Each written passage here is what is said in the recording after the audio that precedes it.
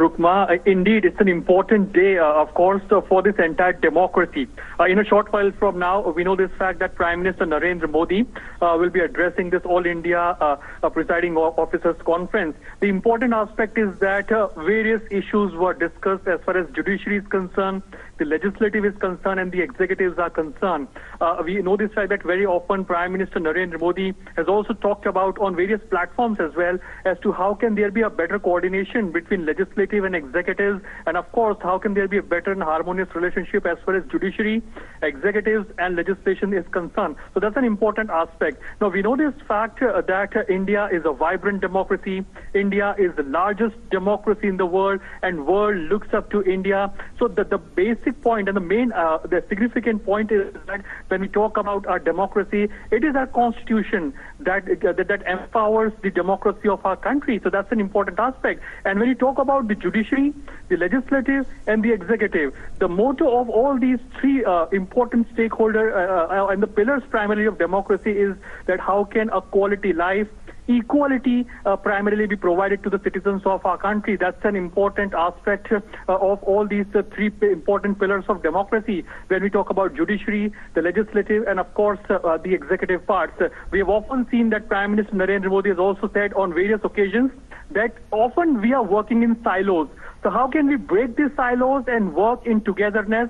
And how can we break these silos and work in coordination so that the ultimate beneficiaries are the people of our country, the 130 crore people of our country? And as you rightly talked about that, what will be the outcome and what is the vision? So all eyes will be on primarily the address of Prime Minister Narendra Modi and what is the vision that is adopted as far as this conference is concerned, as far as the legislation is concerned, because it's an important part at every level, at the national level, at the state level, at the district level, at the block level. So when we talk about at all the block, at all the levels of our democracy, it is very much important that there is a better coordination between these presiding officers at various levels, so that when there is a coordination, the ultimate beneficiaries are the 130 crore people of our country. We have often seen that the legislative of our country do make rules, the bills get passed, the productivity gets increased, and the executive primarily executes all these laws so that the people primarily are benefited by all these bills that are being passed in the parliament. So of course it is important as well because various big schemes, various big initiatives in our country is the result of the better coordination, of course, the executive as well. And that's the reason why the democracy of our country is a vibrant democracy. 65% of the population of our country is below the age of 35 years of age. And that's the reason why aspiration of the people of our country are more as of now. And to fulfill the aspirations of our country for 130 crore people of our country, it is very much important that the legislation, the judiciary, and of course the executive do work in coordination. We have often, there are various, recently we have seen that how the elections were held, be it in Jammu and Kashmir or be it in other parts of our country. Right, as Arun was just telling us, in a short while from now, we are likely to hear Prime Minister Narendra Modi speaking, addressing the 80th All India Presiding Officers Conference via video conferencing. जी अरुण, अगर आप हमारे साथ बने हुए हैं तो यकीनन आप जैसे बात कर रहे थे, आज संविधान दिवस है और खूबसूरती है संविधान की कि जरूरत पड़ने पर कठोर भी है और वहीं लचीला भी है। और जिस तरह से बात कर रहे थे संशोधन की, जहां पर जरूरत पड़ती है तो जन भागीदारी और जनता द्वारा चुने गए प्रतिनिधियों के माध्यम से उस तरह के संशोधन भी होते हैं। और यही वजह है कि उस समय जब ये कॉन्स्टिट्यूशन आया था तो उस समय के हालात चाहे भारत के अलग थे, आज अलग हैं, लेकिन उतना ही प्रासंगिक है एक तरह से। बिल्कुल, जब हम 21वीं सदी की बात करते थे एजेंडा से बहुत इंपॉर्टेंट हो जाता है कि हमारे जो 130 करोड़ की जो आबादी है, जो भारतीय हैं, उनके एस्पिरेशंस को कैसे पूरा किया जा सके। हमारा कॉन्स्टिट्यूशन ही है जो इस डेमोक्रेसी को बहुत ही वाइब्रेंट बनाता है। दुनिया की सबसे बड़ी डेमोक्रेसी, जो दुनिया का सबसे बड़ा लोकतंत्र। जी अरुण, यहाँ पे आपको रोकना चाहेंगे और हम अपने दर्शकों को बता दें कि अब से कुछ ही देर में प्रधानमंत्री नरेंद्र मोदी 80वें अखिल भारतीय पीठासीन अधिकारियों के सम्मेलन के समापन सत्र को संबोधित करेंगे।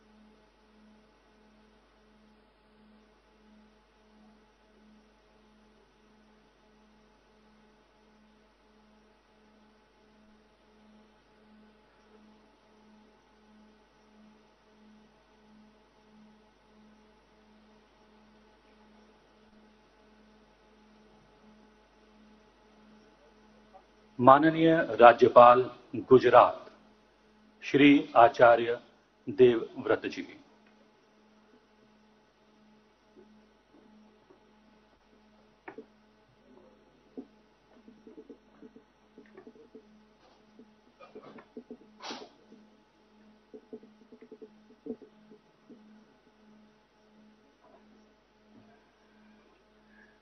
पीठासीन अधिकारियों के 80वें सम्मेलन के समापन समारोह में माननीय प्रधानमंत्री श्री नरेंद्र मोदी जी का हार्दिक स्वागत है।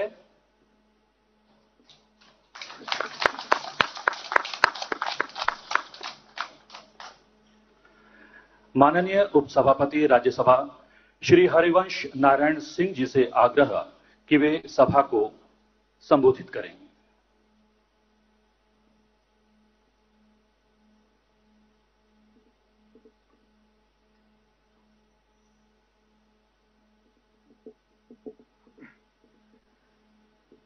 हमसे जुड़े माननीय प्रधानमंत्री आदरणीय श्री नरेंद्र मोदी जी, महामहिम राज्यपाल श्री आचार्य देवव्रत जी, माननीय अध्यक्ष लोकसभा श्री ओम बिरला जी, माननीय केंद्रीय मंत्री श्री प्रहलाद जोशी जी, माननीय अध्यक्ष गुजरात विधानसभा श्री राजेंद्र त्रिवेदी जी, राज्य विधानसभाओं विधान परिषद के अध्यक्षगण व उपाध्यक्षगण, उपस्थित महानुभावों, नमस्कार।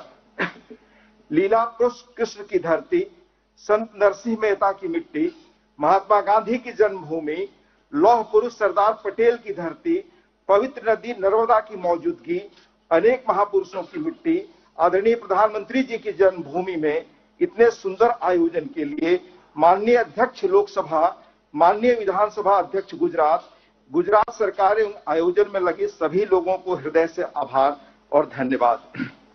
संविधान दिवस मनाने की परंपरा यहीं शुरू हुई।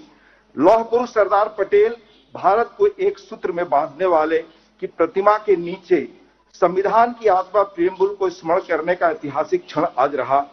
साथ ही केवड़िया का एक और संदेश मुझे व्यक्तिगत तौर पे लगा। 6-7 वर्षों पहले महज यह बैरन लैंड था, बंजर धरती थी। विश्व की सबसे ऊंची प्रतिमा शहर का प्लान्ड वे में विश्व मानचित्र पर आना इस अर्थ में भी यह भूमि प्रेरक है। 2014 में राज्यसभा में आया। अल्प संसदीय अनुभव के आधार पर इस अगस्त फोरम में बदलते समय के संदर्भ में रूल्स ऑफ प्रोसीजर और conduct of business in parliament legislatures के बारे में कुछ एक सुझाव रखना चाहूंगा। लोकसभा मूलतः rules of procedure based on the constituent assembly legislature rules, जिसकी नींव 1920 में पड़ी। यही rules were modified and adopted in 1952 जब संविधान बना। इसके बाद डे टू डे कामकाज में जरूरत के अनुसार समय समय पर प्रोसीजरल चेंज हुए। Some of them were comprehensive also. मेरी जानकारी में मेजर बेसिक ओवरऑल बदलाव या होलिस्टिक अप्रोच से चेंज शायद अभी नहीं हुए। राज्यसभा में भी इसी तरह 1964 में रूल्स अडॉप्ट करने के बाद procedural change as per requirement major comprehensive change भी हुए, पर बदलते समय के संदर्भ में आधारभूत बदलाव होने चाहिए।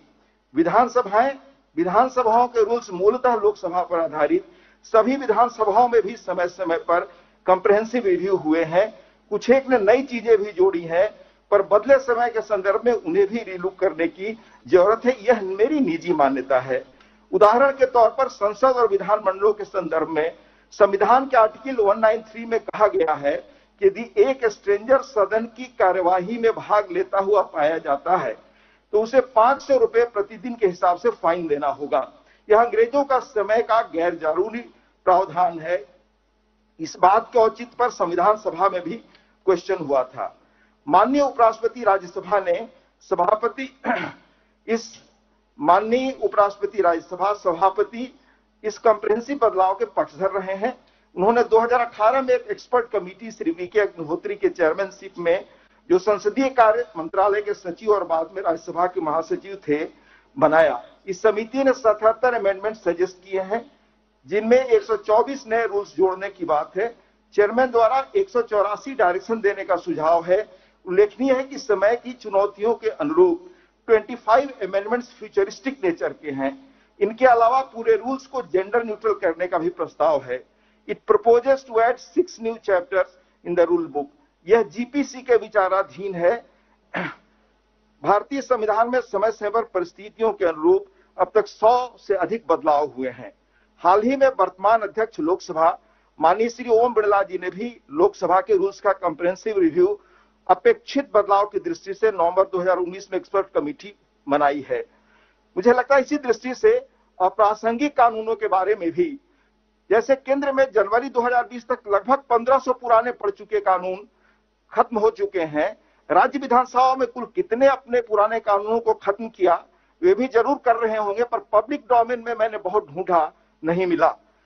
विदेशों में कुछ परंपरा है जहां लोकतांत्रिक व्यवस्था है कि जो एक्ट पास होते हैं उनमें से एक सनसेट क्लॉज डाल दिया जाता है कि इतनी अवधि के बाद यह एक्ट ऑटोमेटिकली लैप्स होगा। एक और सबसे महत्वपूर्ण तथ्य जो मुझे लगता है कि हमारे बहुत सारे कानून फिजिकल एज के हैं और यह डिजिटल टेक्नोलॉजी का दौर है। हमें आत्म प्रश्न करना चाहिए कि क्या लीगल सिस्टम डिजिटल और वर्चुअल एज में बदलाव के साथ गति रख पा रहे हैं। बदलाव की गति क्या है, जो दुनिया के जाने माने फ्यूचरोलॉजिस्ट वो कहते हैं, 2016 में कुजनेट्स ने कहा कि अपने जीवन काल में हम 20,000 वर्षों का प्रगति और बदलाव एक साथ देखने वाले हैं। इस संदर्भ में हमें चीजों को रिविजिट करना चाहिए। उदाहरण के तौर पे मैं कहना चाहूंगा कि हाल में श्री आर.एस. शर्मा की किताब मेकिंग ऑफ आधार जो हाल में आई है, पढ़ रहा था और उसे हम सबको देखना चाहिए कि प्रॉपर इंस्टीट्यूशनल और लीगल फ्रेमवर्क हो तो जो टेक्नोलॉजी का इस्तेमाल गवर्नेंस में है, देश को बेहतर बनाने में है, उसको गति मिलेगी। 1985 में बहुत सारे प्रयोग उन्होंने डिस्ट्रिक्ट कलेक्टर के रूप में शुरू किए। अगर उसको इंस्टीट्यूशनल सपोर्ट उन दिनों मिलता धीरे धीरे तो हम इन चीजों में बहुत आगे गए होते। कुछ एक महत्वपूर्ण सवाल जो मेरे मन में उठते रहे हैं कि कानून जब समय के अनुसार नहीं बनते तो उसका क्या कॉस्ट समाज पे करता है। मानगी के तौर पे मैं 2-3 चीजें बताना चाहूंगा। The Lokpal and Lokayukta act 1968 में आया, पर कानून बन पाया अंततः 2019 में, 51 वर्षों बाद। 50-60s में ऊपर सत्ता में क्या हो रहा था, एजी नूरानी की पुस्तक है मिनिस्टर्स मिसकंडक्ट। अगर उस संदर्भ में जो उस वक्त सवाल उठे, संथानम कमेटी बनी, अगर कानून बन गया होता, यह एक्ट पास हो गया होता तो शायद हालात और बेहतर होते। The prevention of food adulteration amendment act 2018 खाद्य मिलावट 54 में बना था, 64 वर्षों बाद आया। इसी तरह कल ट्रैफिक रेगुलेशन के बारे में मैंने जिक्र किया था, ऑटोमोबाइल्स रेगुलेशन लॉ 1988 में बना, पर कानून 30 वर्षों बाद बना 2018 में, जब रजिस्टर्ड वाहनों की संख्या 1.48 करोड़ थी। 2016 में यह 22 करोड़ हो गई। इसी तरह अनेक चीजें हैं। The new insolvency regime, the insolvency and bankruptcy code 2016 में बना, पर 1960 में लॉ कमीशन ने बैंक्रप्सी पर रिपोर्ट दी थी। अनेक ऐसे कानून हैं। यह सदन की चीजें हैं, विधायिका का है, देश दलों से बड़ा है, समय डिजिटल एरा का है। अगर हम देखें कि समय के साथ हम नहीं चलते तो हम पीछे छूट जाते हैं। इतिहास में इसके अनेक प्रमाण हैं। यूके पार्लियामेंट में select committee on modernisation of the rules बने, जिसने बेसिक स्ट्रक्चरल चेंज सजेस्ट किया। 2010 में ऑस्ट्रेलिया में मेजर पॉलिटिकल पार्टीज के बीच एक एग्रीमेंट हुआ फॉर बेटर पार्लियामेंट कंडक्ट। इस तरह रूल्स का व्यापक रूप में रिफॉर्म हुआ। इसी तरह कैनेडियन पार्लियामेंट में McGrath committee on modernisation of standing order 85 और फिर स्पेशल कमिटी ऑन मॉडर्नाइजेशन 2001 में बनी। इस तरह से रूटीन अमेंडमेंट के साथ समय के संदर्भ में बदलाव आए। अन्य चुनौतियां भी हैं। विशिष्ट शासनों पर जो सामूहिक निर्णय संकल्प हम लेते हैं, कुछ ही दिनों में उसे हम भूल जाते हैं। मसलन कल हमने सुना, प्लेज हमने लिया, सदन में क्वेश्चन आवर डिसरप्ट नहीं करेंगे, बेल में नहीं आएंगे, टाइम मैनेजमेंट की चुनौती, अनफोर्सीन हालात जो कोरोना जैसे हैं, तो सदन विधानमंडल ऐसे अनफोर्सीन सिचुएशंस में कैसे चलें, इन पर हमें गौर करना चाहिए। मैं इस अवसर पर, ये मेरे निजी विचार थे जो मैंने रखा इस अगस्त फोरम में, इन्हें हम अगर लगे तो इनको चर्चा में लाएं, देखें और कैसे हम इन्हें आगे बढ़ाएं जिससे लोकतंत्र और मजबूत हो। मैं पुनः माननीय प्रधानमंत्री जी, माननीय अध्यक्ष लोकसभा, विधानसभा अध्यक्ष गुजरात और इस आयोजन में जुड़े सभी लोगों को हृदय से धन्यवाद देता हूं। बहुत अच्छी व्यवस्था के लिए, बहुत सार्थक चर्चा के लिए और इस चुनौतीपूर्ण समय में इतना सुंदर आयोजन और इतनी गंभीर चर्चा के लिए नमस्कार।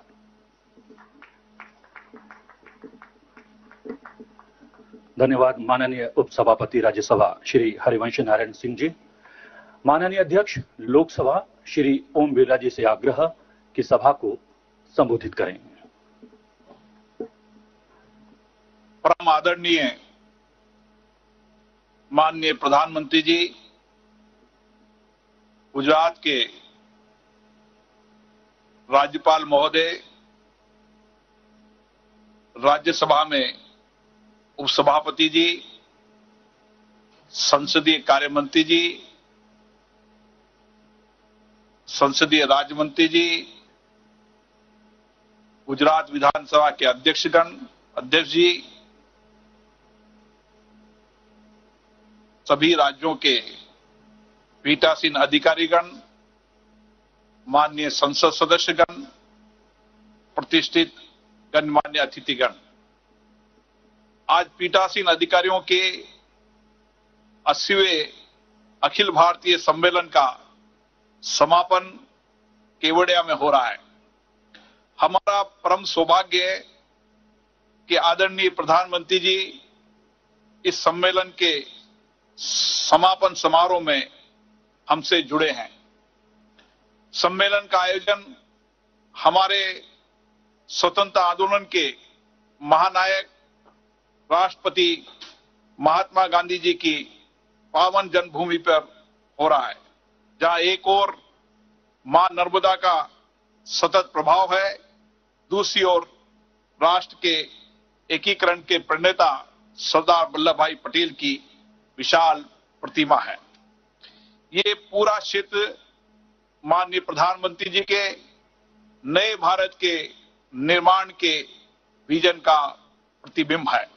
उन्होंने एक पिछड़े आदिवासी क्षेत्र में पर्यावरण और विकास का अद्भुत संतुलन रखते हुए एक विश्व स्तरीय एवं आत्मनिर्भर क्षेत्र विकास का मॉडल प्रस्तुत किया है। इस मॉडल में स्थानीय और आदिवासी और पिछड़े लोगों के लिए उनकी सांस्कृतिक विरासत को संरक्षित करते हुए रोजगार और कल्याण के सतत अवसर उपलब्ध कराए गए हैं। सभी पीठासीन अधिकारी 2 दिन से इस पावन भूमि को देख रहे हैं और अभिभूत हैं।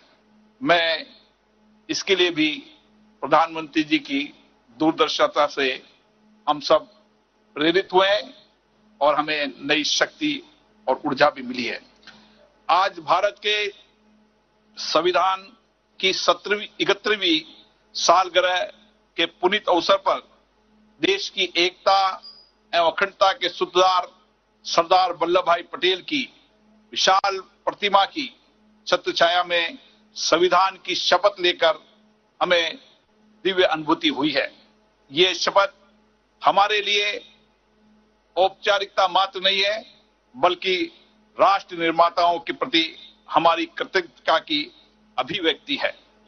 विषम परिस्थितियों के बावजूद 2 दिन में इस महासम्मेलन में 20 विधान मंडल के पीठासीन अधिकारी उपस्थित रहे। सभी प्रतिनिधियों ने संवैधानिक विषयों पर व्यापक संवाद किया और अपने अनुभवों तथा विधान मंडलों में किए जा रहे नवचारों का भी साझा किया। सम्मेलन में ये सभी का मत था कि संविधान की मूल भावनाओं के अनुसार लोकतंत्र के तीनों स्तंभों को अपनी अपनी सीमाओं के अंदर सहयोग, सामंजस्य और समन्वय की भावना से कार्य करना चाहिए। लोकतंत्र को सशक्त तभी बनाया जा सकता है जब सभी संस्थाएं मजबूत होने के साथ साथ जनता के प्रति उत्तरदायी और पारदर्शी हो। पीठासीन अधिकारियों ने सामूहिक संकल्प भी लिया है कि हम अपनी विधायिका को जनता के प्रति अधिक जवाबदेह बनाने के साथ साथ सदन की गरिमा एवं सम्मान को और बढ़ाने का प्रयास करेंगे। सभा ने लोकतंत्र उत्सव के आयोजन, राष्ट्रीय सर्वश्रेष्ठ विधायिका पुरस्कार की स्थापना और नागरिकों में मौलिक कर्तव्यों के प्रति जागरूकता के प्रसार पर भी सर्वसम्मत तरीके से निर्णय लिए हैं। हमने कई फैसले और निर्णय किए जिनके आधार पर हम लोकतंत्र को सशक्त और मजबूत बनाएंगे। ये भी हमने निर्णय लिया है कि सम्मेलन में किए गए निर्णयों को समयबद्ध तरीके से प्रभावी क्रियान्वयन करने का भी हमने संकल्प लिया है। हमारे राष्ट्र नायकों ने दलगत और व्यक्तिगत प्रतिबद्धताओं से ऊपर उठकर एवं नागरिकों को केंद्र में रखकर संविधान की रचना की थी। आज हमारा भी यही कर्तव्य है कि हम राजनीतिक मतभेदों से ऊपर उठकर राष्ट्र हित में कार्य करें। हम भले ही अलग अलग दलों से चुनकर आते हैं, परंतु हमारा उद्देश्य देश हित और जनहित ही होता है। स्वतंत्रता के समय हमारे देश की परिस्थितियां इस प्रकार की थी कि नागरिक अधिकारों पर अधिक बल दिया गया था, परंतु आज के परिप्रेक्ष्य में यह आवश्यक है कि हम अपने अधिकारों से ऊपर उठकर राष्ट्र के प्रति अपने कर्तव्यों को समर्पित भावना से पालन करें। हमारा संविधान मौलिक अधिकारों के साथ साथ कर्तव्यों के निर्वहन पर भी समान बल देता है। संविधान आधुनिक गीता की तरह है जो हमें कर्म करने की प्रेरणा देता है तथा राष्ट्र के प्रति अपने कर्तव्यों का बोध कराता है। हमारे देश की जनता ने इन्हीं भावनाओं का आत्मसात किया है। आज कोरोना वैश्विक महामारी के समय सभी देशवासी सामूहिक रूप से प्रयास कर रहे हैं और इस चुनौती का मुकाबला कर रहे हैं और हम अपने नागरिक अधिकारों के कर्तव्यों को भी निभा रहे हैं। आज संविधान दिवस के पावन अवसर पर गुजरात की इस पुण्य भूमि से हम नए और महान राष्ट्र के निर्माण का संकल्प लेकर जा रहे हैं। इस धरती से राष्ट्रपति महात्मा गांधी, लौह पुरुष सरदार वल्लभ भाई पटेल ने राष्ट्रीय एकता और राष्ट्रीय स्वाभिमान का आह्वान किया था और आज इसी धरती से हमारे यशस्वी प्रधानमंत्री माननीय नरेंद्र मोदी जी के सशक्त नेतृत्व में हमारा देश सफलता, शौर्य और समृद्धि में के एक नए युग में प्रवेश कर रहा है। प्रगति के पथ पर आगे बढ़ते हुए आज हमारा दायित्व है कि राष्ट्रीय एकता और राष्ट्र के प्रति कर्तव्यनिष्ठा की भावना रखते हुए राष्ट्र निर्माण का संकल्प जन जन तक पहुंचाएं। संविधान दिवस पर यही हमारा सच्चा संकल्प होगा और अपने संविधान निर्माताओं के प्रति सच्चा समर्पण होगा। अतः मैं सभी पीठासीन अधिकारियों की ओर से माननीय प्रधानमंत्री जी का बहुत बहुत धन्यवाद देता हूं कि उनका मार्गदर्शन इस स्थान चयनित करने में मिला और आज हमें उनका मार्गदर्शन मिलेगा। पुनः धन्यवाद और सभी पीठासीन अधिकारी इस स्थान को देखकर अभिभूत हुए हैं, इसके लिए भी मैं माननीय प्रधानमंत्री जी का धन्यवाद देता हूं। संबोधन के लिए हार्दिक धन्यवाद माननीय अध्यक्ष लोकसभा श्री ओम बिरला जी। माननीय राज्यपाल गुजरात श्री आचार्य देवव्रत जी से आग्रह कि वो अपने संबोधन से सभा का मार्गदर्शन करें। इस समारोह में हमारे साथ वर्चुअली जुड़े हुए हमारे यशस्वी प्रधानमंत्री परम आदरणीय श्री नरेंद्र मोदी जी, आदरणीय श्री ओम बिरला जी अध्यक्ष लोकसभा, आदरणीय श्री प्रहलाद जोशी जी मंत्री भारत सरकार, आदरणीय श्री हरिवंश नारायण सिंह जी उपाध्यक्ष राज्यसभा, आदरणीय श्री राजेंद्र त्रिवेदी जी अध्यक्ष गुजरात सभा और सभी अखिल भारतीय पीठासीन अधिकारीगण, भाइयों और बहनों,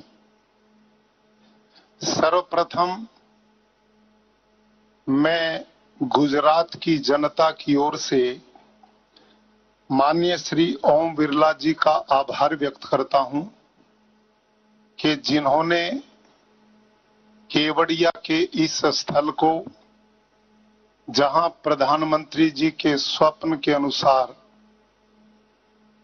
लौह पुरुष वल्लभ भाई पटेल की विश्व की सबसे ऊंची प्रतिमा स्थापित की गई और आज यह स्थल देश नहीं अपितु विदेशों में भी ख्याति प्राप्त कर रहा है, ऐसे स्थल का आपने चयन किया और आप सभी आदरणीय लोग 2 दिन से इस स्थल का दर्शन भी कर रहे हैं और आज संविधान दिवस पर अपने कर्तव्यों के बोध के प्रति भी सजग हैं। आदरणीय बंधुओं, इसी के साथ में भारत के माननीय राष्ट्रपति जी, आदरणीय उपराष्ट्रपति जी का भी धन्यवाद करता हूं कि वो कल हमारे बीच में उपस्थित हुए और उनका सानिध्य भी मिला और मार्गदर्शन भी हमें मिला, जिससे हमारे इस कार्यक्रम की गरिमा बढ़ी। और आज विशेष रूप से हम सब का परम सौभाग्य है कि हमारे यशस्वी प्रधानमंत्री जी, जिनके सौजन्य और मार्गदर्शन और दृढ़ इच्छा शक्ति का ही परिणाम यह स्थल है जिस पर आज वो स्वयं हमारे इस अंतिम कार्यक्रम में मार्गदर्शन देने के लिए उपस्थित हैं। आदरणीय बंधुओं, आप और हम आज जिस स्थल पर बैठे हैं, एक विचार कैसे उसे परिणति में बदल देता है, यह माननीय प्रधानमंत्री जी की दृढ़ इच्छा शक्ति का परिणाम। यह सातपुड़ा और विंध्याचल की पहाड़ियां जो वनवासी क्षेत्र है, इस जगह पर जंगल में मंगल और एक जंगल में नई बस्ती का कुल 2 वर्ष में बन जाना, इसके पीछे कितनी बड़ी विल पावर, दृढ़ इच्छा शक्ति हो सकती है, इसका ये परिणाम है। केवल ये पर्यटन स्थल नहीं, अपितु इस देश की आने वाली पीढ़ियों के लिए एक प्रेरणा का स्रोत है। बंधुओं, आजाद भारत हो गया, 565 रियासतों को यदि सम्मिलित करके अखंड भारत का निर्माण ना होता तो आज हम किस रूप में होते, इसकी कल्पना कीजिए।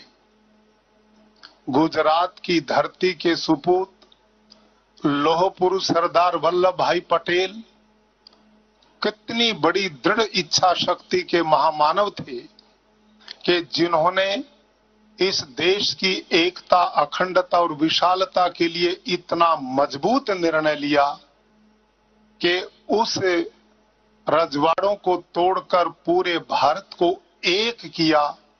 आज हम अखंड भारत के स्वरूप को देख रहे हैं, ये उनका बहुत महान कार्य था। बंधुओं, सरदार वल्लभ भाई पटेल ने इस देश के लिए जो कुछ किया, हम आजाद भारत के लोग उनको वो सम्मान नहीं दे पाए थे। आज जो सम्मान भारत के यशस्वी प्रधानमंत्री जी ने उनको दिया, केवल सम्मान ही नहीं दिया, अपितु यह स्टैच्यू ऑफ यूनिटी आने वाली पीढ़ियों के लिए कितना बड़ा प्रेरणा का पुंज बन पाएगा। इतिहासकार कहते हैं, जो कौमें अपने महापुरुषों को भुला देती हैं वो इतिहास के पन्नों से मिट जाती हैं, और जो कौमें अपने महापुरुषों को आने वाली पीढ़ियों के सामने उनके आदर्शों को प्रस्तुत करती हैं, ऐसा देश, समाज, राष्ट्र और कौमें सदा आगे बढ़ती हैं। ये वो काम इस धरा पर हुआ है। जब इस देश के युवा पीढ़ी कोने कोने से आएंगे और इस 182 फीट की विशाल प्रतिमा जो टेक्नोलॉजी की दृष्टि से, तकनीक की दृष्टि से, वास्तुकला की दृष्टि से एक अनुपम रचना बनी है। और केवल ये नहीं, इसके साथ यहां पर अनेक प्रकल्प आदरणीय प्रधानमंत्री जी अभी 30-31 अक्टूबर को 2 दिन के प्रवास पर स्वयं यहां पर आए और उन्होंने 17 प्रकल्पों का उद्घाटन किया।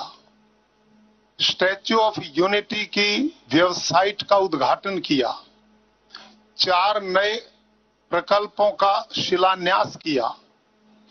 पूरे 2 दिन तक जो जो चीजें यहां पर बनी है आपने 2 दिन में देखी होंगी, आप वहां पर गए होंगे, आपने अनुभव किया होगा कि हर चीज के पीछे एक विजन है। यूं ही कोई पार्क नहीं बना दिया गया, यूं ही कोई कार्यक्रम यहां संपादित नहीं हुआ, अपितु हर के पीछे एक लॉजिक है। आरोग्य पार्क बना तो प्रधानमंत्री जी ने उसमें एक चिंतन दिया कि मानव की आकृति का बने, इसका सिर हो, हाथ हो, धड़ हो, पेट हो, पैर हो, लेकिन उस पार्क में वही औषधि वहां पर लगाई जाए जो शरीर के जिस भाग के लिए उपयोगी हो। मस्तिष्क के लिए क्या जड़ी बूटी उपयोगी है वो वहीं पर लगी है, धड़ के लिए जो आवश्यक है वो वहीं लगी है, उदर के लिए जो आवश्यक है वो वहां पर लगाई गई है। और चिल्ड्रन पार्क जिसमें बालक आएंगे तो उनका स्वास्थ्य उन्नत कैसे हो सकता है, वो क्या लें, क्या भोजन लें, क्या न लें, कितनी बारीकी से यहां पर आने वाली पीढ़ियों के स्वास्थ्य की चिंता की गई है। उनके संस्कारों के लिए एक वातावरण दिया गया है, उनको एक प्रेरणा देने का वातावरण बनाया गया है। ये एक अनुपम रचना है और आप सबको जानकर के आश्चर्य और प्रसन्नता होगी। ये सब कुछ 2 साल के अंदर बन पाया है। संभवतः दुनिया के इतिहास में एक जंगल में उबड़ खाबड़ भू पर 2 साल में इतना बड़ा इंफ्रास्ट्रक्चर खड़ा होना और वो भी एक प्रेरणा लेकर के खड़ा होना, निश्चित रूप से आप जितने जन भारत देश के विभिन्न क्षेत्रों से आए हैं प्रेरणा लेकर के जाएंगे और इस प्रकार का मार्गदर्शन लेकर के जाएंगे कि अपने अपने प्रदेशों में भी इस प्रकार का चिंतन उभर करके आए। आदरणीय बंधुओं, आज संविधान दिवस है। आप लोगों ने 2 दिन भारतीय संविधान पर मौलिक विचार आदान प्रदान किए हैं। हमारी विधायिका, कार्यपालिका, न्यायपालिका 3 भारतीय संविधान के स्तंभ हैं। इनमें आपसी एकता, आपसी सामंजस्य, जिसके माध्यम से हम जनप्रतिनिधियों के द्वारा विधानसभाओं में किस प्रकार से आम जनता को सुखी बना सकते हैं, लोगों के लिए चहुमुखी विकास के रास्ते खोज सकते हैं, ये सब चिंतन हमारा परम उद्देश्य है।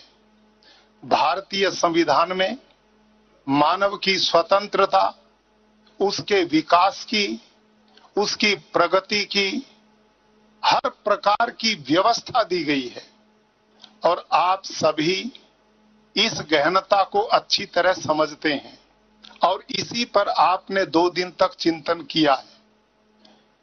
हमारे संविधान ने हमें जो स्वतंत्रता दी है, संभवतः दुनिया में कहीं पर भी ये व्यवस्था इतनी सुंदर नहीं है।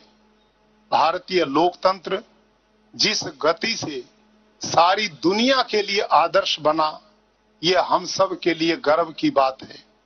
आदरणीय बंधुओं, आप लोकसभा विधानसभाएं चलाते हैं, विधान परिषद के अध्यक्ष हैं। आजकल उसमें जिस तरह से संवाद की प्रक्रियाएं थोड़ा सा बदल रही हैं, आपके लिए और हमारे लिए इसमें थोड़ा सा चिंतन करने की आवश्यकता है। भारतीय लोकतंत्र में वाद हो, संवाद हो, थोड़ा सा विवाद भी हो जाए, लेकिन वितंडावाद नहीं होना चाहिए। गलती के लिए गलती निकालना, यह चिंतन किसी भी लोकतंत्र के लिए सुखद नहीं होता। भारत का संविधान 1947 के बाद बना है, लेकिन हम जिस देश के वासी हैं, यहां पर गण शब्द, गणतंत्र शब्द आदिकाल से प्रचलित है। हमारे शास्त्रों में, हमारे धर्म ग्रंथों में हम आदिकाल से गण से जुड़े रहे हैं, लोकतंत्र से जुड़े रहे हैं। हमारे वेद शास्त्र हम सबको उपदेश देते हैं कि हमने अपने राष्ट्र के प्रत्येक व्यक्ति की प्रगति के लिए, उन्नति के लिए, विकास के लिए समर्पित होकर के कार्य करना है। और इसके लिए ऋग्वेद, जहां एक संगठन सूक्त है जिसमें लोकतंत्र के लिए उस काल से व्यवस्था है, जहां लिखा है संगच्छध्वम संवदध्वम संवो मनानसी जानताम देवा भागम यथा पूर्वे संजानाना उपासते।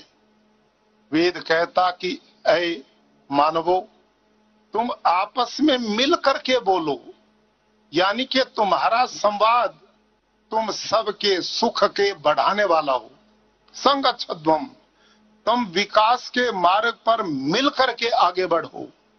जिस प्रकार के तुम्हारे पूर्वजों ने जो राष्ट्र निर्माण, मानव उत्थान की व्यवस्थाएं दी हैं, उनका अनुसरण करो, ऐसा वेदों के अंदर लिखा है। एक जगह नहीं, अनेक जगह पर, कि हमारा एकता भाव, संगठन भाव, एक दूसरे की भावनाओं का आदर, सहिष्णुता, परोपकार, करुणा, दयालुता का भाव। वेद में एक सामनस्य सूक्त है कि हमारे मन कैसे हैं। उसमें स्पष्ट लिखा है कि मनुष्य का मन ही सुख और दुख का कारण बनता है। और वहां पर वेद कहता है यज्जाग्रतो दूर मुदयति दैवम तदु सुप्त सतत तथैवैति दूरंगमम ज्योतिषाम ज्योतिरेका शिव संकल्पमस्तु। हे भगवान, हमें वो शक्ति दो कि हम जागते हुए, सोते हुए, खाते हुए, पीते हुए, चलते हुए, विचार विमर्श करते हुए एक दूसरे का हित सोचें, एक दूसरे के कल्याण का सोचें। हम हर कष्ट वाले व्यक्ति को समान लेकर के आए, ये विचार दिया। और अंत में कहा तन में मन है शिव संकल्प मस्तु। मेरा जो मन है वो शिव मैंने कल्याणकारी, वस्तु मैंने विचारों वाला होवे। हम सदैव कल्याण और उन्नति के मार्ग की ओर बढ़ते जाएं, ये चिंतन भारतीय लोकतंत्र की व्यवस्था में बहुत बड़ा सहयोगी है। वहां लिखा है सहृदयम सामनस्यम मैं विद्वेषम कृणोमि व अन्यम अभिहर्यत वत्सम जातम इवागना। कि हम एक राष्ट्र के लोग किस प्रकार से रहें, सहृदय, हमारे हृदय, चित्त और मन एक हो जाएं, हमारे में द्वेष भाव ना हो, हम ईर्ष्या भाव से बच करके रहें, हम आपस में एक दूसरे से कैसे प्यार करें, ऐसा उदाहरण दुनिया में आपको नहीं मिलेगा। वेद कहते हैं कि जिस प्रकार से नई ब्याई हुई गाय अपने बछड़े पर लिपटे हुए मल को चाटकर प्रसव वेदना भूल जाती है, हम एक दूसरे से इतना प्यार करें जैसे नई ब्याई हुई गाय अपने बछड़े से प्यार करती है। आप सोचिए, जब ये चिंतन भारतीय लोकतंत्र की व्यवस्था में आ गया। हम एक दूसरे के सहयोगी बनते हुए, एक दूसरे के उत्थान की कल्पना करते हुए, एक दूसरे के आत्म विकास की कल्पना करते हुए आगे की ओर बढ़ेंगे तो वहां आतंकवाद के लिए कहां जगह होगी, खून खराबे के लिए कहां जगह होगी। वहां तो सहिष्णुता है, स्नेह है, मोहब्बत है। तो ये चिंतन भारतीय संस्कृति का आदिकाल से रहा है। सबका साथ, सबका विकास, सबका विश्वास, ये भारत के लोकतंत्र का मूल चिंतन जो यशस्वी प्रधानमंत्री जी हमें दे रहे हैं। ये भाव जब मेरे और आपके अंदर आता है तो हम सही अर्थों में विकास के रास्ते की ओर बढ़ना शुरू कर देते हैं। हमारा लोकतंत्र इसी चिंतन के साथ समस्त भारतवासी लोगों की सुख समृद्धि उन्नति के मार्ग प्रशस्त करता है। आओ आज इस संविधान दिवस पर हम संकल्प लें। भारत के यशस्वी प्रधानमंत्री जी ने एक नया चिंतन सोच जो बराबर उनके द्वारा हमें मिलती रहती है, आत्मनिर्भर भारत। आत्मनिर्भर भारत मतलब इस देश का हर व्यक्ति, हर गरीब, वंचित, शोषित, पीड़ित, गांव का, शहर का, सब एक दूसरे के सहयोगी बनते हुए हम विकास और उन्नति की ओर आगे बढ़ने का संकल्प आज के दिन लें। भाइयों और बहनों, ये गुजरात की पवित्र धरती जिस पर आप 2 दिन आए, ये हम अपना सौभाग्य मानते हैं। इस धरती ने महान समाज सुधारक महर्षि दयानंद सरस्वती को जन्म दिया। इस धरती ने भक्त कवि नरसिंह मेहता को जन्म दिया। इस धरती ने स्वातंत्र्य वीर श्याम जी कृष्ण वर्मा जैसे लोगों को पैदा किया। इस धरती ने राष्ट्रपिता महात्मा गांधी, लौह पुरुष सरदार वल्लभ भाई पटेल, महान वैज्ञानिक डॉक्टर होमी जहांगीर भाभा, डॉक्टर विक्रम साराभाई, उद्योगपति रतन टाटा, धीरू भाई अंबानी जैसे लोग दिए। और वर्तमान में इस देश के यशस्वी प्रधानमंत्री और आदरणीय गृह मंत्री जी इसी धरती, इसी माटी ने पैदा किए। इस माटी को ये गर्व है, इस माटी को ये सौभाग्य प्राप्त है कि जिसने इस राष्ट्र के निर्माण में ऐसे महापुरुषों को प्रेरणा देने के लिए भेजा। आज मैं अंत में आप सभी का अपनी प्रदेश सरकार की ओर से, अपने नागरिकों की ओर से बहुत बहुत आपका अभिनंदन, स्वागत और एक निवेदन करता हूं। जो लोग पत्नियों सहित आए हैं, मैं कल देख रहा था, उनके चेहरे खिले हुए थे। जो बिना परिवारों के आए हैं वो उदास थे, वो महसूस कर रहे थे कि हम अकेले आ गए। इतना सुंदर स्थल है, इतना दर्शनीय है, इतना प्रेरणा का पुंज है।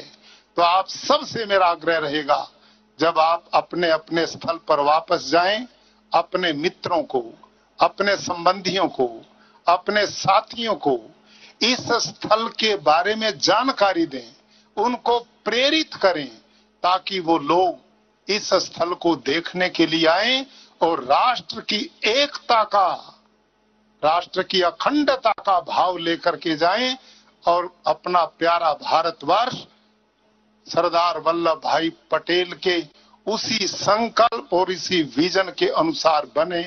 और माननीय प्रधानमंत्री जी ने उनकी उसी सोच को जनमानस में पहुंचाने के लिए, आने वाली पीढ़ियों को प्रेरणा देने के लिए इस इतने बड़े विजन के साथ दुनिया में ऐतिहासिक ये कार्य किया है, जो हम सब आने वाली पीढ़ियों के लिए, देश के लोगों के लिए प्रेरणा का स्रोत बनता रहेगा।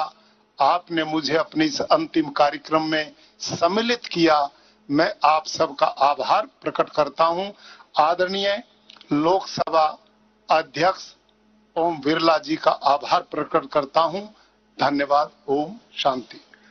धन्यवाद माननीय राज्यपाल गुजरात श्री आचार्य देवव्रत जी।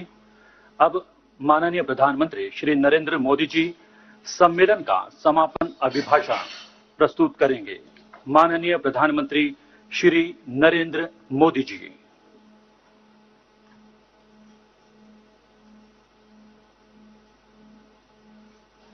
नमस्कार। गुजरात के राज्यपाल श्रीमान आचार्य देवव्रत जी, लोकसभा अध्यक्ष श्रीमान ओम बिरला जी, संसदीय कार्य मंत्री श्री प्रहलाद जोशी जी, राज्यसभा के उपसभापति श्री हरिवंश जी, संसदीय कार्य राज्य मंत्री श्री अर्जुन मेघवाल जी, गुजरात विधानसभा के स्पीकर श्री राजेंद्र त्रिवेदी जी, देश के विभिन्न विधायिकाओं से पीठाधीश सभी पीठासीन अधिकारीगण, अन्य सभी महानुभाव, देवी और सज्जनों, आज मां नर्मदा के किनारे सरदार पटेल जी के सानिध्य में दो बहुत ही महत्वपूर्ण अवसरों का संगम हो रहा है। Greetings to all my fellow Indians on Constitution Day. We pay tributes to all those great women and man who were involved in the making of our constitution. आज संविधान दिवस भी है और संविधान की रक्षा करने में अहम भूमिका निभाने वाले आप पीठासीन अधिकारियों का सम्मेलन भी है। ये वर्ष पीठासीन अधिकारियों के सम्मेलन का शताब्दी वर्ष भी है। इस महत्वपूर्ण उपलब्धि के लिए आप सभी को बहुत बहुत बधाई। साथियों, आज डॉक्टर राजेंद्र प्रसाद और बाबा साहब आंबेडकर से लेकर के संविधान सभा के उन सभी व्यक्तित्वों, उनको सबको नमन करने का भी दिन है, जिनके अथक प्रयासों से हम सब देशवासियों को संविधान मिला है। आज का दिन पूज्य बापू की प्रेरणा को, सरदार वल्लभ भाई पटेल की प्रतिबद्धता को प्रणाम करने का दिन है। ऐसे ही अनेक दूरदर्शी प्रतिनिधियों ने स्वतंत्र भारत के नवनिर्माण का मार्ग तय किया था। देश उन प्रयासों को याद रखे, इसी उद्देश्य से 5 साल पहले 26 नवंबर को संविधान दिवस के रूप में मनाने का फैसला किया गया था। मैं पूरे देश को हमारे लोकतंत्र के इस अहम पर्व के लिए बधाई देता हूं। साथियों, आज की तारीख देश पर सबसे बड़े आतंकी हमले के साथ भी जुड़ी हुई है। 2008 में पाकिस्तान से भेजे गए आतंकियों ने मुंबई पर धावा बोल दिया था। इस हमले में अनेक लोगों की मृत्यु हुई थी। अनेक देशों के लोग मारे गए थे। मैं मुंबई हमले में मारे गए सभी लोगों को अपनी श्रद्धांजलि अर्पित करता हूं। इस हमले में हमारे पुलिस बल के कई जाबाज शहीद हुए थे, मैं उन्हें भी नमन करता हूं। मुंबई हमले के जख्म भारत भूल नहीं सकता। अब आज का भारत नई नीति, नई रीति के साथ आतंकवाद का मुकाबला कर रहा है। मुंबई हमले जैसी साजिशों को नाकाम कर रहे, आतंक को मुंहतोड़ जवाब देने वाले, भारत की रक्षा में प्रतिपल जुटे हमारे सुरक्षा बलों का भी आज मैं वंदन करता हूं। साथियों, as a presiding officers, you have a key role in our democracy. आप सभी पीठासीन अधिकारी कानून निर्माता के रूप में संविधान और देश के सामान्य मानवी को जोड़ने वाली एक बहुत अहम कड़ी है। विधायक होने के साथ साथ आप सदन के स्पीकर भी हैं। ऐसे में हमारे संविधान की तीनों महत्वपूर्ण अंग, विधायिका, कार्यपालिका और न्यायपालिका के बीच बेहतर सामंजस्य स्थापित करने में आप बहुत बड़ी भूमिका अदा कर सकते हैं। आपने अपने सम्मेलन में इस पर काफी चर्चा भी की है। संविधान की रक्षा में न्यायपालिका की अपनी भूमिका होती है, लेकिन स्पीकर लॉ मेकिंग बॉडी का फेस होता है। इसलिए स्पीकर एक तरह से संविधान के सुरक्षा के कवच का पहला प्रहरी भी है। साथियों, संविधान के तीनों अंगों की भूमिका से लेकर मर्यादा तक सब कुछ संविधान में ही वर्णित है।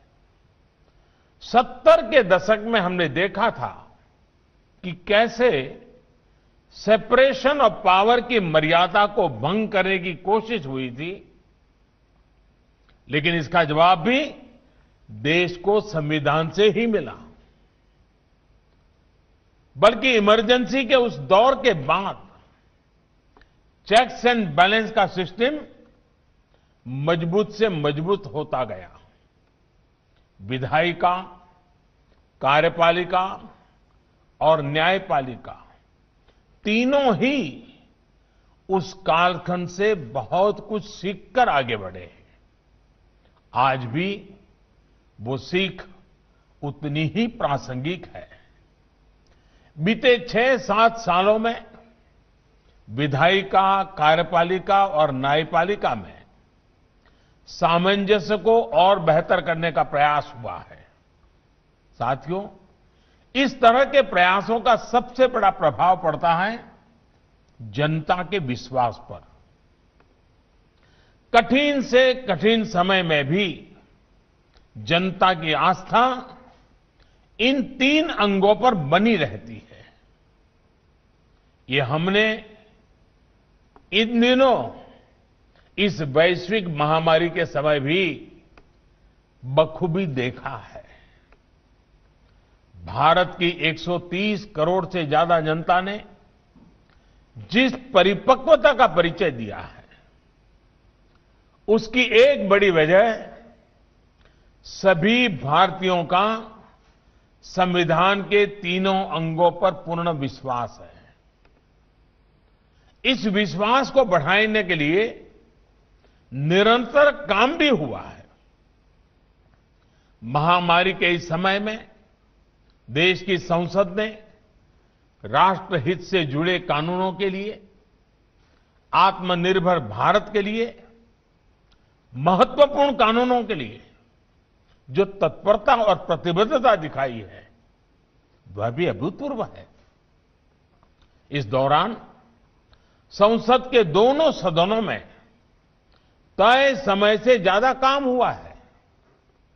सांसदों ने अपने वेतन में भी कटौती करके अपनी प्रतिबद्धता जताई है।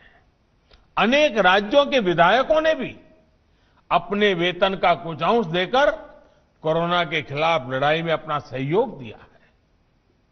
I want to appreciate all these efforts. In the COVID times, these steps play a leading role in boosting public confidence.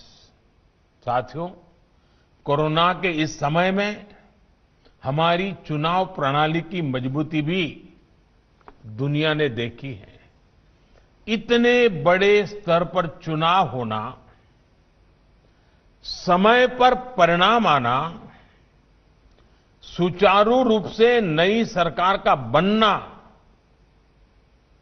ये इतना भी आसान नहीं है।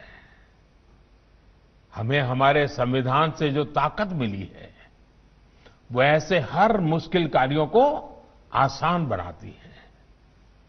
हमारा संविधान 21वीं सदी में बदलते समय की हर चुनौती से निपटने के लिए हमारा मार्गदर्शन करता है। नई पीढ़ी के साथ उसका जुड़ाव बढ़े, ये दायित्व हम सभी पर है। आने वाले समय में संविधान 75 वर्ष की ओर तेज गति से आगे बढ़ रहा है। उसी प्रकार से आजाद भारत की 75 वर्ष का होना वाला है। ऐसे में व्यवस्थाओं को समय के अनुकूल बनाने के लिए, बड़े कदम उठाने के लिए हमें संकल्पित भाव से काम करना होगा। राष्ट्र के रूप में लिए गए हर संकल्प को सिद्ध करने के लिए विधायिका, कार्यपालिका और न्यायपालिका उसको बेहतर तालमेल के साथ काम करते रहना है। हमारे हर निर्णय का आधार एक ही तराजू से तोलना चाहिए, एक ही मानदंड होना चाहिए, और वो मानदंड है राष्ट्रहित। राष्ट्रहित, यही हमारा तराजू होना चाहिए।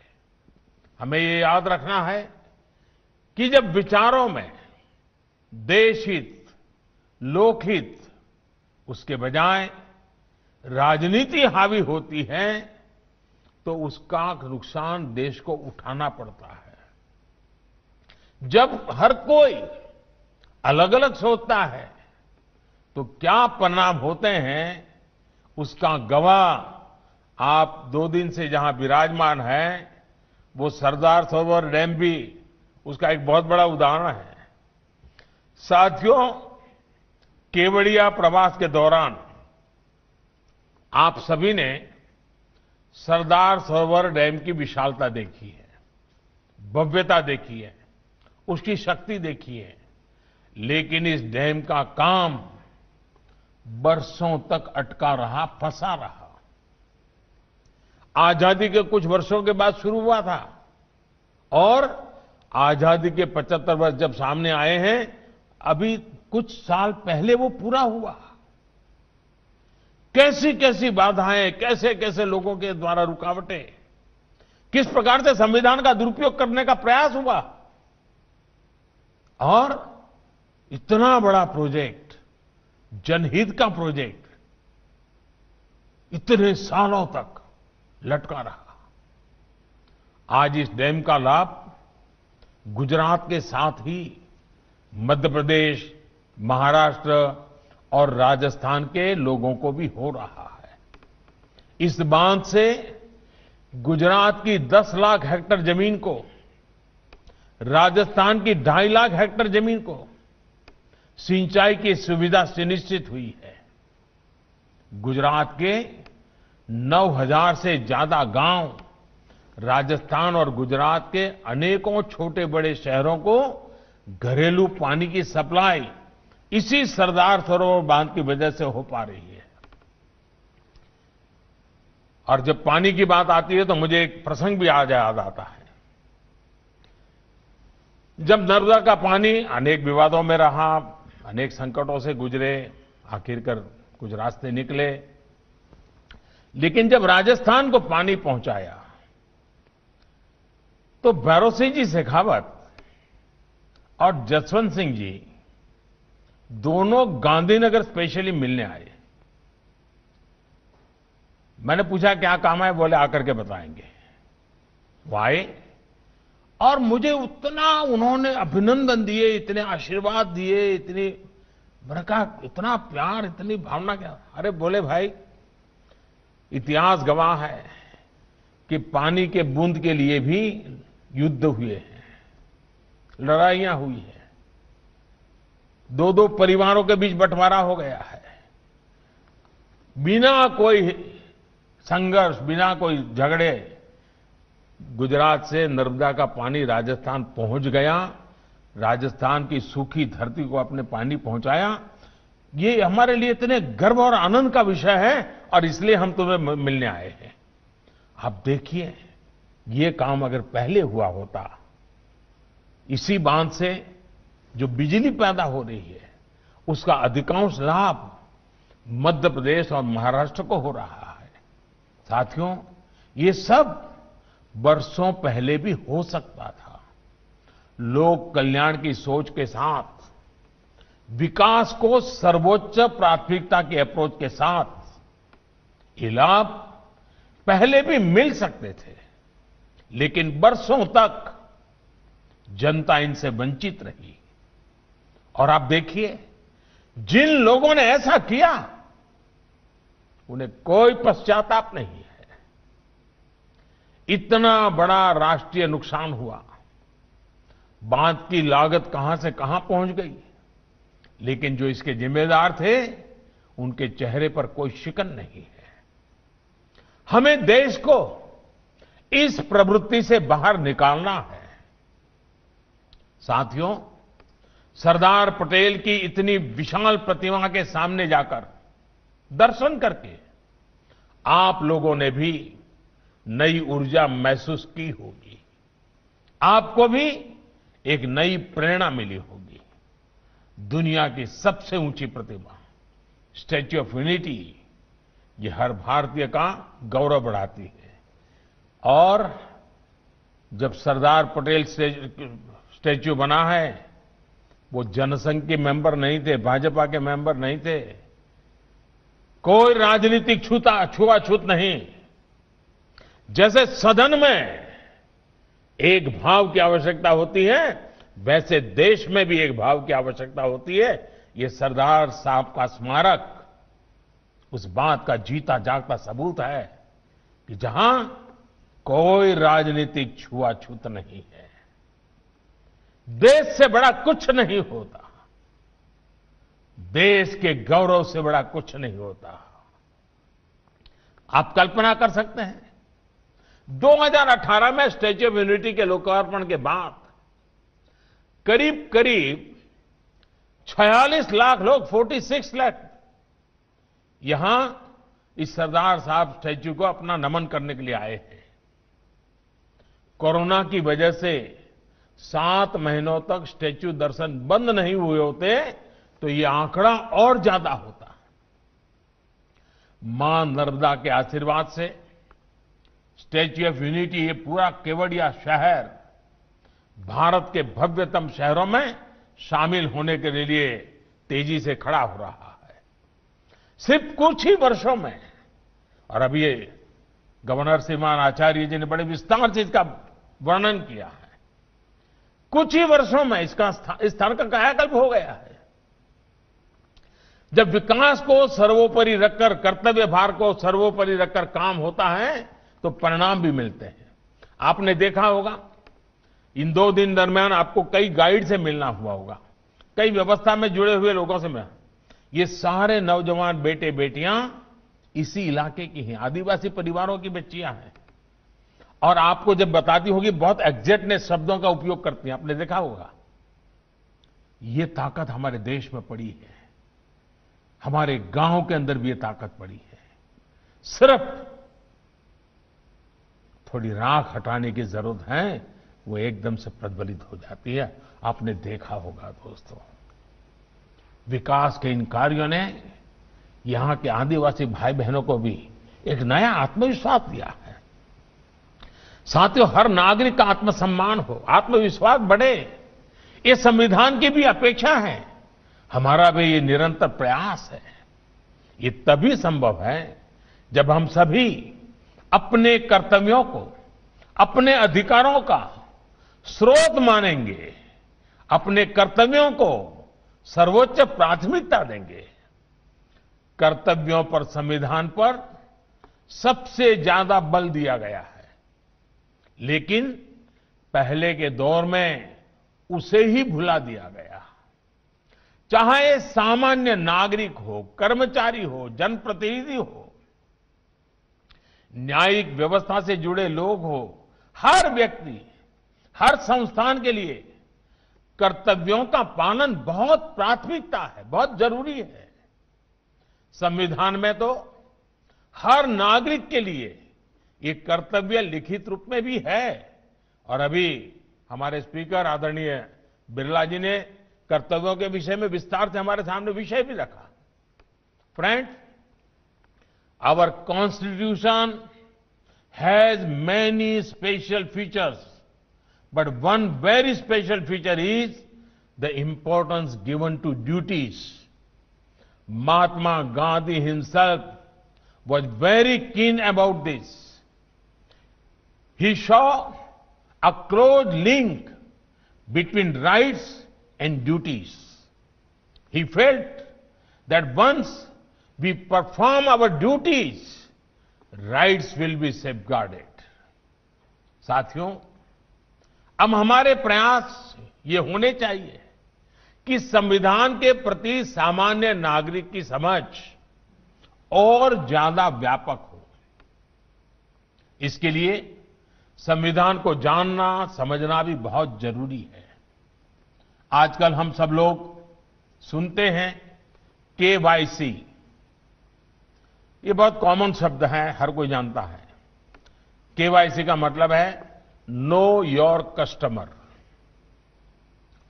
ये डिजिटल सुरक्षा का एक बड़ा अहम पहलू बना हुआ है।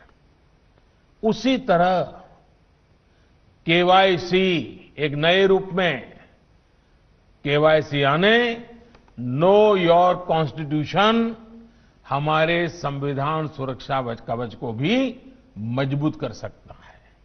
इसलिए मैं संविधान के प्रति जागरूकता के लिए निरंतर अभियान चलाते रहना ये देश की आने वाली पीढ़ियों के लिए आवश्यक मानता हूं। विशेषकर स्कूलों में, कॉलेजों में हमारी नई पीढ़ी को इससे बहुत करीब से परिचय करना हो चुका।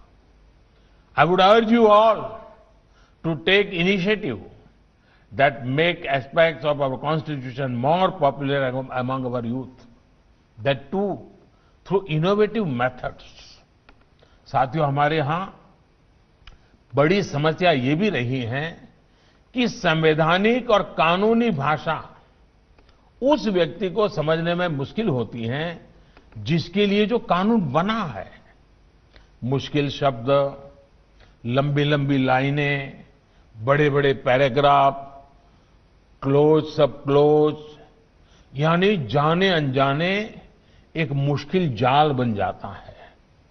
हमारे कानूनों की भाषा इतनी आसान होनी चाहिए कि सामान्य से सामान्य व्यक्ति भी उसको समझ सके। हम भारत के लोगों ने इस संविधान खुद को दिया है, इसलिए इसके तहत लिए गए हर फैसले, हर कानून से सामान्य नागरिक सीधा कनेक्ट महसूस करे, ये सुनिश्चित करना होगा। इसमें आप जैसे पीठासीन अधिकारियों की बहुत बड़ी मदद मिल सकती है। इसी तरह समय के साथ जो कानून अपना महत्व खो चुके हैं,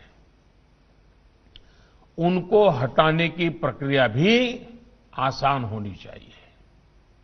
अभी हमारे माननीय हरिवंश जी ने उसके विषय में अच्छे उदाहरण दिए हमारे सामने। ऐसे कानून जीवन आसान बनाने के बजाय बाधाएं ज्यादा बनाते हैं। बीते सालों में ऐसे सैकड़ों कानून हटाए जा चुके हैं, लेकिन क्या हम ऐसी व्यवस्था नहीं बना सकते जिससे पुराने कानूनों में संविधान की तरह ही पुराने कानूनों को रिपील करने की प्रक्रिया स्वतः चलती रहे?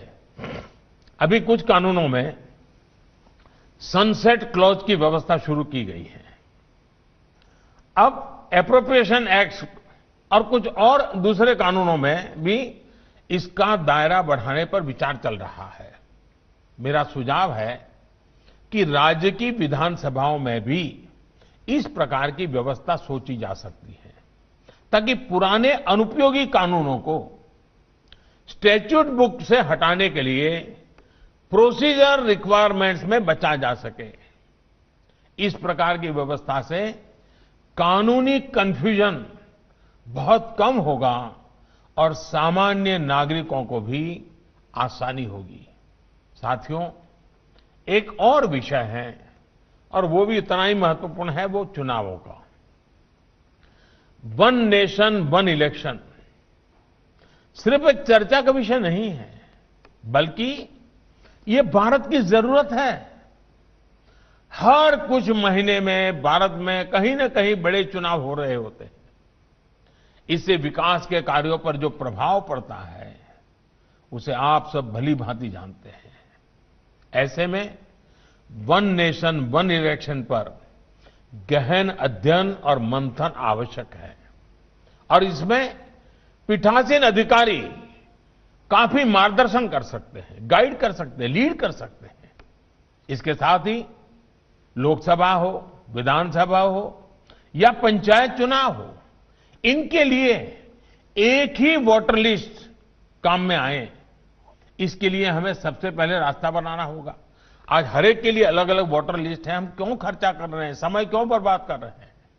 अब हर एक के लिए 18 साल से ऊपर तय है। पहले तो उम्र में फर्क था, इसलिए थोड़ा वो रहा, अब कोई जरूरत नहीं है। साथियों, डिजिटाइजेशन को लेकर संसद में और कुछ विधानसभाओं में कुछ कोशिशें हुई हैं, लेकिन अब पूर्ण डिजिटलीकरण करने का समय आ चुका है।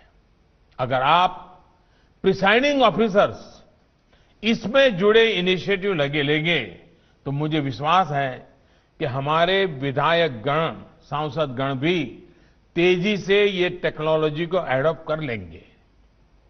क्या आजादी के 75 वर्ष को देखते हुए आप इससे जुड़े लक्ष्य तय कर सकते हैं? कोई टारगेट तय करके यहां से जा सकते हैं?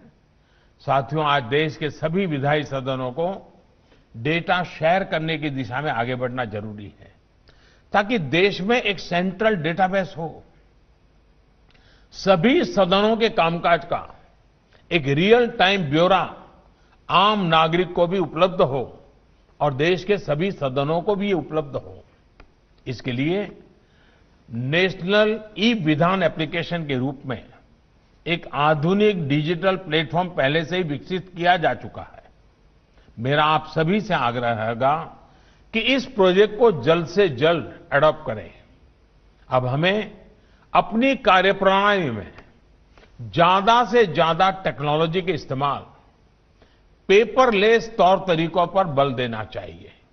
साथियों, देश को संविधान सौंपते समय संविधान सभा इस बात को लेकर एकमत थी कि आने वाले भारत में बहुत सी बातें परंपराओं से भी स्थापित होगी। संविधान सभा चाहती थी कि आने वाली पीढ़ियां ये सामर्थ्य दिखाएं और नई परंपराओं को अपने साथ जोड़ते चलें।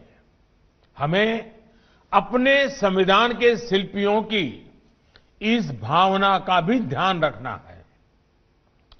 पीठासीन अधिकारी होने के नाते आप सभी क्या नया कर सकते हैं,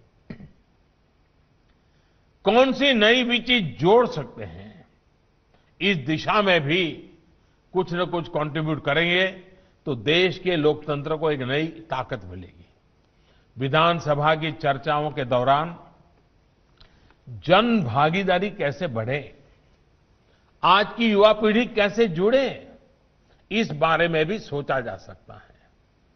अभी दर्शक दीर्घाओं में लोग आते हैं, चर्चा भी देखते हैं, लेकिन इस प्रक्रिया को बहुत नियोजित तरीके से भी किया जा सकता है। जिस विषय की चर्चा हो उस विषय के अगर संबंधित लोग वहां रहे उस दिन तो ज्यादा लाभ होगा। जैसे मानो शिक्षा से जुड़ा कोई विषय हो तो विद्यार्थियों को, शिक्षकों को, यूनिवर्सिटी के लोगों को बुलाया जा सकता है। सामाजिक सरोकार से जुड़ा कोई अन्य विषय हो तो उससे संबंधित समूह को बुलाया जा सकता है। महिलाओं के संबंधित कोई विषय की चर्चा हो तो उनको बुलाया जा सकता है। इसी तरह कॉलेजों में भी मॉक पार्लियामेंट को बढ़ावा देकर हम बहुत बड़ी मात्रा में इसको प्रचारित कर सकते हैं और हम स्वयं भी उससे जुड़ सकते हैं। कल्पना करिए, यूनिवर्सिटी के छात्रों की संसद हो और आप खुद उसे संचालित करें। इससे विद्यार्थियों को कितनी प्रेरणा मिलेगी, कितना कुछ नया सीखने को मिलेगा। ये मेरे सुझाव भर हैं। आपके पास वरिष्ठता भी है, आपके पास अनुभव भी है। मुझे विश्वास है कि ऐसे अनेक प्रयासों से हमारी विधायी व्यवस्थाओं पर जनता का विश्वास और मजबूत होगा। एक बार फिर इस कार्यक्रम में मुझे निमंत्रित करने के लिए मैं स्पीकर महोदय का बहुत आभार व्यक्त करता हूं। मैंने ऐसे ही सुझाव दिया था, लेकिन स्पीकर साहब ने केवड़िया में इस कार्यक्रम की रचना की। गुजरात के लोगों की मेहमान नवाजी तो बहुत अच्छी होती है। वैसे हमारे देश के हर कोने में स्वभाव है, तो उसमें तो कोई कमी नहीं आई होगी, ऐसा मुझे पूरा विश्वास है। लेकिन इसको देखने के बाद हो सकता है आपके मन में कई अच्छे नए विचार आए हों। अगर वहां वो विचार अगर पहुंचा देंगे तो जरूर उसका लाभ होगा इसके विकास में, क्योंकि एक पूरे राष्ट्र के लिए एक गौरवपूर्ण जगह बनी है। उसमें हम सबका योगदान हो, क्योंकि इसके मूल में आपको याद होगा हिंदुस्तान के हर गांव से किसानों ने खेत में जो औजार उपयोग किया था वैसा पुराना औजार इकट्ठा किया था हिंदुस्तान के 6 लाख गांवों से, और उसको यहां पर मेल्ट करके इस स्टैच्यू बनाने में किसानों के खेत में उपयोग किए गए औजार का में से लोहा निकालकर इस स्टैच्यू में उपयोग किया गया है। यानी इसके साथ एक प्रकार से हिंदुस्तान का हर गांव, हर किसान जुड़ा हुआ है। साथियों, नर्मदा जी और सरदार साहब के सानिध्य में ये प्रवास आपको प्रेरित करता रहे, इसी कामना के साथ आप सबको मेरी तरफ से बहुत बहुत आभार, बहुत बहुत धन्यवाद, बहुत शुभकामनाएं। माननीय प्रधानमंत्री नरेंद्र मोदी जी का संबोधन के लिए हार्दिक धन्यवाद और आभार। सभी माननीय अतिथियों से विनम्र निवेदन कि सम्मेलन के समापन के साथ, और ये तस्वीरें हम देख रहे थे केवड़िया से, जहां पर चल रहा था 80वां अखिल भारतीय पीठासीन अधिकारियों का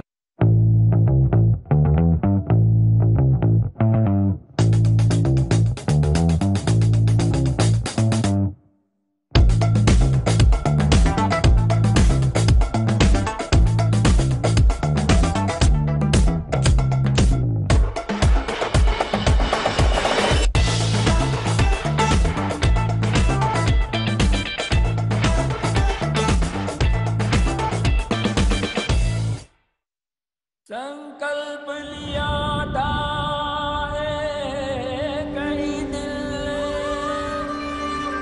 आह्वान जन जन से किया है। आदत बदलो बदलेगा देश, सबसे पहले मन स्वच्छ नामुमकिन को हाँ मुमकिन हमने करके दिखाया है। जन जन ने हाथ मिलाकर सपना सच्चा बनाया है। सदियों से जो ना देखा किसी ने वो सपना है देखा। हाँ, स्वच्छ बने भारत अपना बापू से नहीं है सीखा। इतिहास में है दर्ज हुई भारत की यात्रा।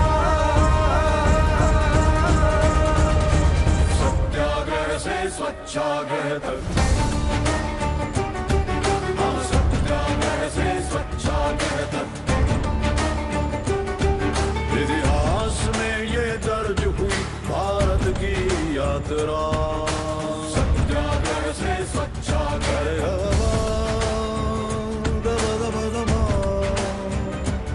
Mother,